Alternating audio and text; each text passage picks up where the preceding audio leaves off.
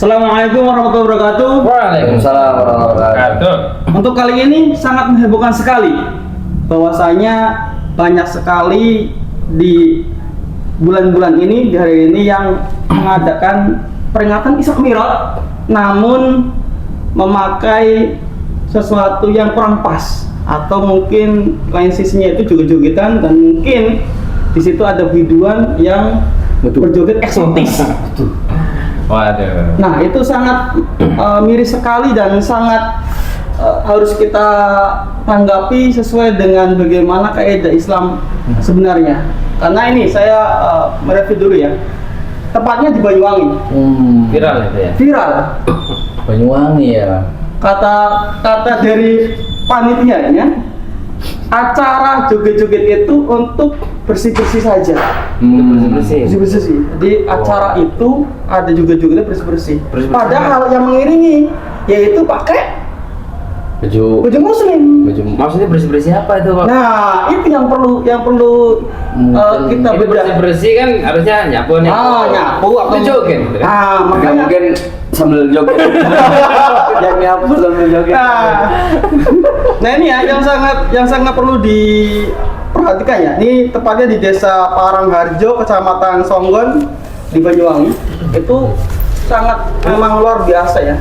Bahwa ada peringatan Isra Mi'raj yang seharusnya diisi oleh sesuatu yang baik, sesuatu yang memang memperingati hal-hal yang baik dan menceritakan mengenai Rasulullah dari Mekah ke Masjidil Aqsa dan ke langit Sabtu, tapi ini justru malahan ada joget-jogetnya.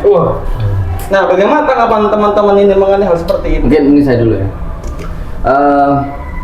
Jadi memang kalau ibaratkan ya masuk kuping kanan keluar kuping kiri itu. Jadi habis mungkin awal pembukanya baca-baca Al-Qur'an, ya kan, mengundang kiai menceritakan sirah-sirah nabawiyah, ya kan, perjalanan Isra Mi'raj. Ya setelah itu di closing dengan hal-hal seperti itu ya, sebagaimana masuk kuping kanan keluar kuping kiri. Jadi sangat tidak berguna. Ya itu sama saja dengan membungkus sesuatu yang indah dengan perkara yang sangat kotor. Jadi misalkan Isra Mi'raj kan memperingati Isra Mi'raj itu biasanya diisi dengan kisahnya Nabi dari Mekah ke Palestina kan ke Masjidil Aqsa. Ya di situ kan diceritakan sholat, bahkan ke Sidratul Muntaha dikasih syariat sholat. Yang mana sholat itu kan inna sholata tanha 'anil fahsya'i wal munkar, mencegah perbuatan keji dan mungkar.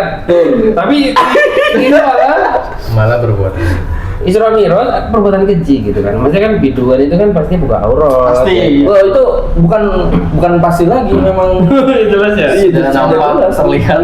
Udah jelas itu kemaksiatan. Ditambah lagi dengan goyangan-goyangan lagi. Itu perbuatan keji itu. Berarti acara itu tidak menyadarkan masyarakat ya? Kebanyakan sekarang itu kan Isra Mi'raj itu peringatan ya, memperingati itu tanpa makna yang sebenarnya gitu ya. Apa ya? Jadi sebatas seremonial aja kayaknya sih. Kebanyakan orang tuh Maulid Nabi, Isra Mi'raj, ya kayak seremonial. Yang penting ada, dibalut, dibungkus dengan sesuatu yang dalam tanda kutip kayak tadi. Atau kalau di kalangan masyarakat itu seolah-olah menjadi kewajiban ya, formalitas dan menjadi ritual yang wajib ya. Jadi ritual ya. Ritual yang wajib, kalau sudah selesai dapat pahala, masuk surga. Dan ibaratnya gitu loh. Tapi mereka sudah selesai malah bersih-bersih dengan biduan. Iya. Ya. Padahal kalau kita melihat secara fikihnya sendiri kan itu bukan kewajiban juga sebenarnya. Itu perkara, ya kan perkara boleh-boleh saja gitu. Ya kalau mentok-mentok sunnah lah. Memperingati Isra Mi'raj, Maulid Nabi bukan kewajiban kan. Tapi kan di masyarakat kita seperti wajib. Tapi tadi cuma sekedar ritualitas belaka. Seharusnya kan Islam itu bukan hanya agama ritual gitu. Ada teladan di situ.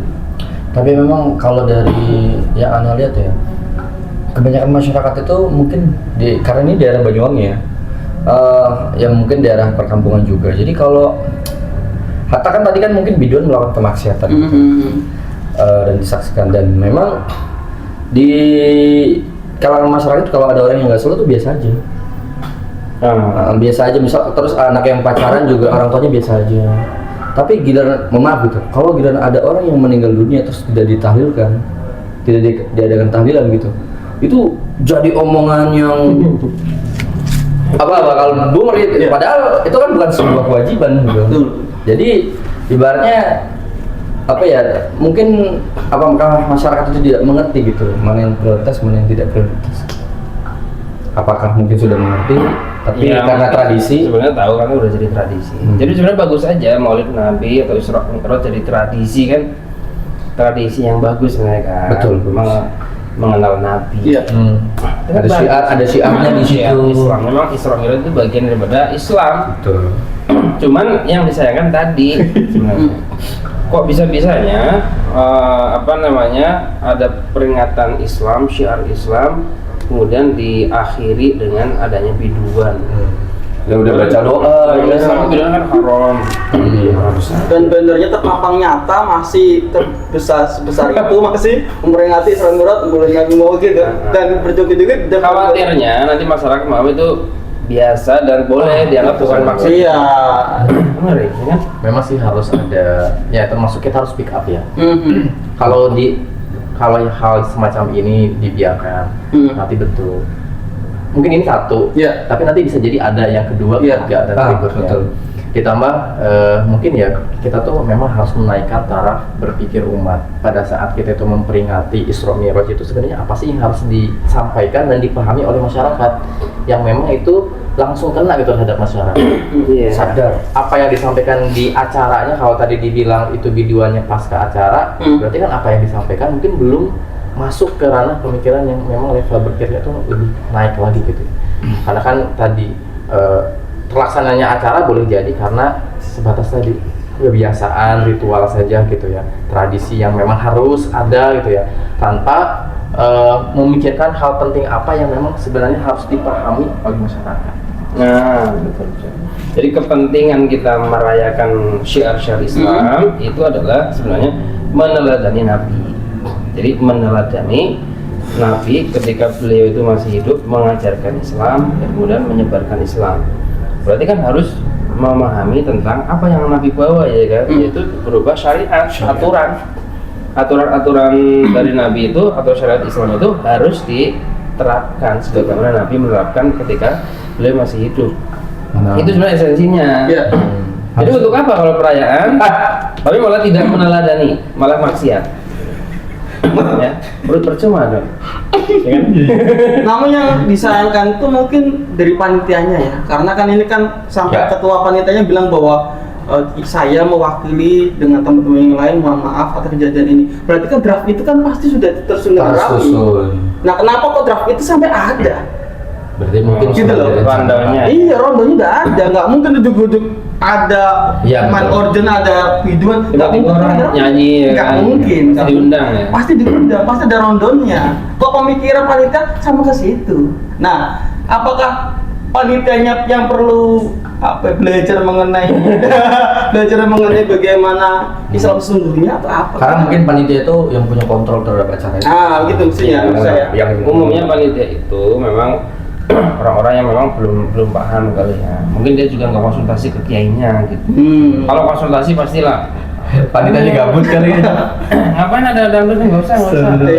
Konsultasi ke pemerintah setempat. Malah tambah nih. Astagfirullah.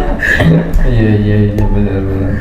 Ya itulah sangat miris sekali ya, bahwa seharusnya buat memperingati sesuatu yang baik, dan bahkan tadi ya ada spill belum tentu apa yang disampaikan oleh kiainya atau ustadznya bisa dipahami. Ini mah ditutup ke suatu hal yang negatif atau maksiat. Ya lebih beda. Apalagi sekarang nih saya juga menyinggung sedikit ya, mohon maaf apabila ada yang tersinggung ya.